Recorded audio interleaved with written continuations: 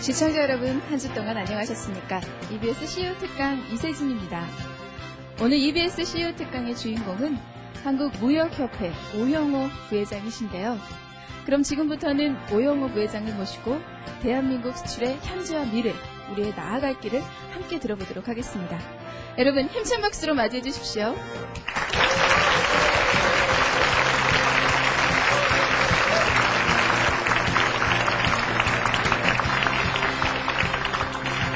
여러분 고맙습니다. 방금 소개받은 제 무역협회 오형호입니다. 제가 오늘 여러분들하고 같이 얘기할 거는 어떻게 해야지 글로벌 리더가 될 수 있느냐, 이런 이 주제를 가지고 얘기해 보도록 그렇게 하겠습니다. 첫 번째로 붙이자. 뭘 붙이냐?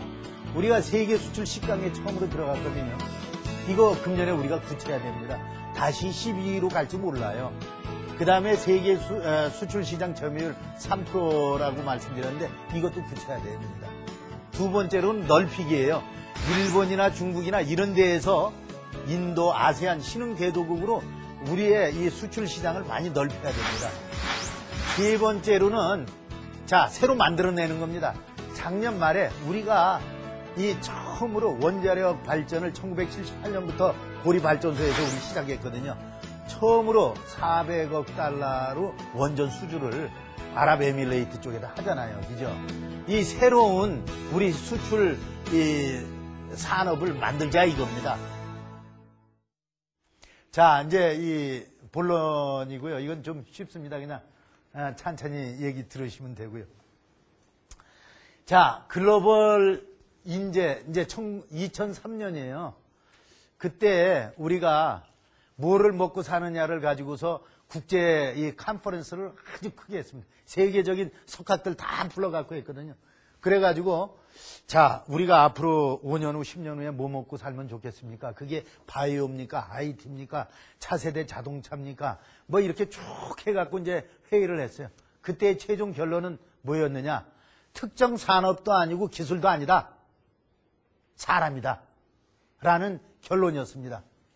그 사람인데, 그러니까 차세대 성장 동력이 뭐냐? 사람, 인재입니다. 여러분들이에요, 여러분들. 그죠? 응?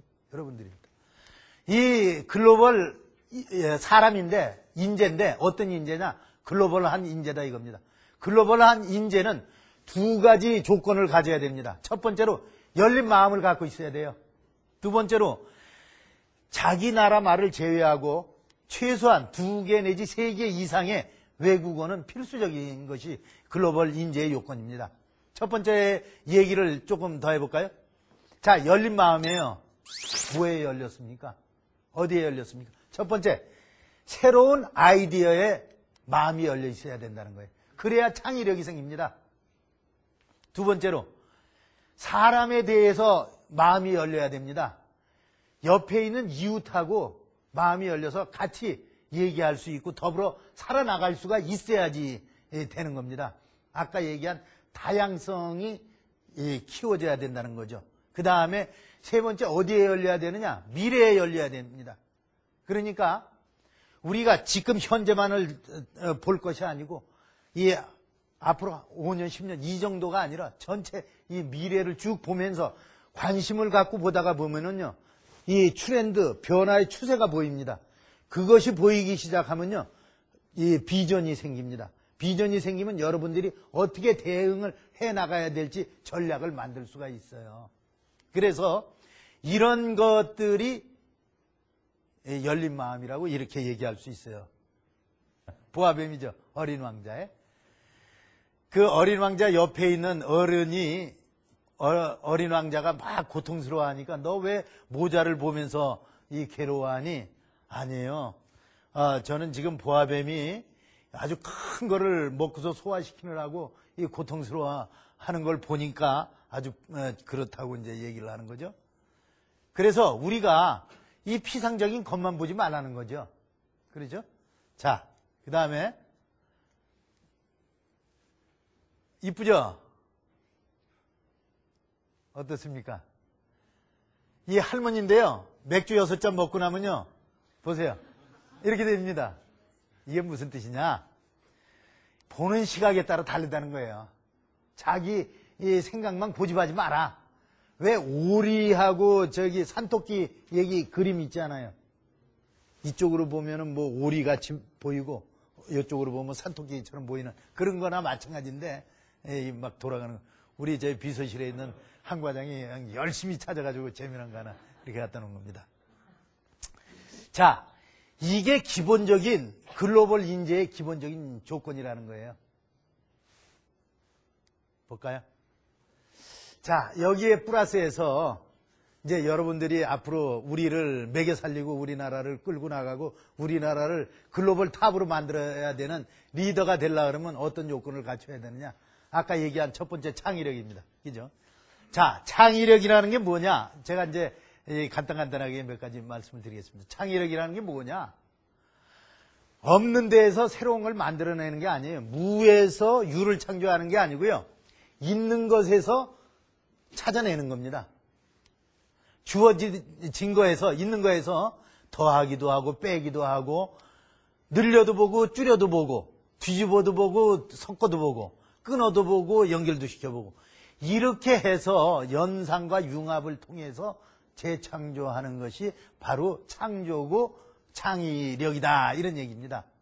이거는요 1951년도 피카소가 만들어낸 개코 원숭이 어미와 새끼라는 작품입니다. 이렇게 보시면 요 머리가요 요게 폭스바겐 이 모형입니다. 자기 아들이 갖고 놀던 거예요. 요 이제 이 새끼의 머리에 해당되는 게 여기 탁구공이에요. 탁구공. 요 몸체는요 항아리입니다. 요게 항아리. 요거는요 철제 요 문에 손잡이 있잖아요. 그죠? 이렇게 이 사람은 이 각각을 보면서 이것을 융합을 시켜서 개코 원숭이를 연상을 해서 작품을 만들어낸 겁니다. 그래서 피카소는 그런 거예요.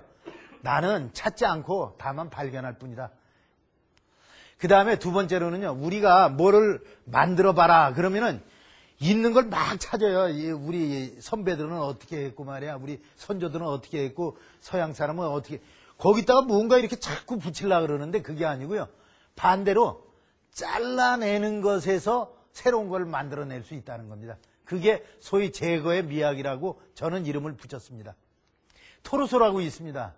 미술 작품에서 이 머리를 잘라낸다든가 팔다리 같은 거를 인위적으로 잘라내서 이 신체의 아름다움을 나타내는 조각을 토르소라고 얘기를 합니다.